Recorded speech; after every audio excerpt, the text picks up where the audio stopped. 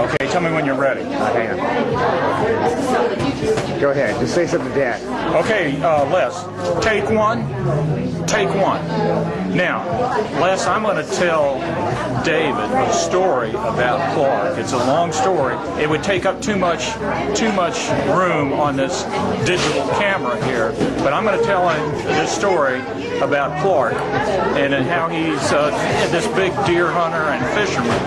And ask him about this story when you see this, because this is really interesting. It's nice seeing you, buddy. I wish you could jump out of the camera here and have a beer with me. I mean, that would be cool, wouldn't it? Okay. You can cut now. Lana's about to drink. Don't let her drink. You did give me more bombs than you Just tell your dad, it's taking too much time. Okay? Yeah.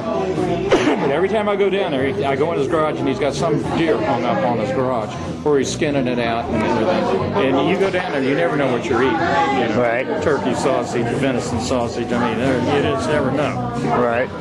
And I never go down there anymore and eat anything off his table without popping 3 or 4 Beanos before I, because I mean, I've had some terrible gas going on. But anyway, this last time, he had, somebody had hit a deer out next to his house.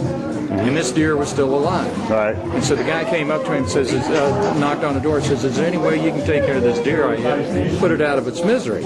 And so one of his neighbors was over there, and he said, well, I've got a gun out in my truck. He says, let me go and see if I can find it. Well, he went out there, found a gun, but only found 1 bullet.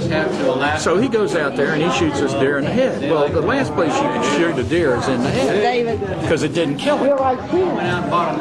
And so by then, somebody had called the police and said someone's firing a gun off in his neighborhood. So here Clark goes out there and he has a claw hammer in his hand, and police pull up and said, hey, you guys been firing gunshots. You going? Well, everybody else is going.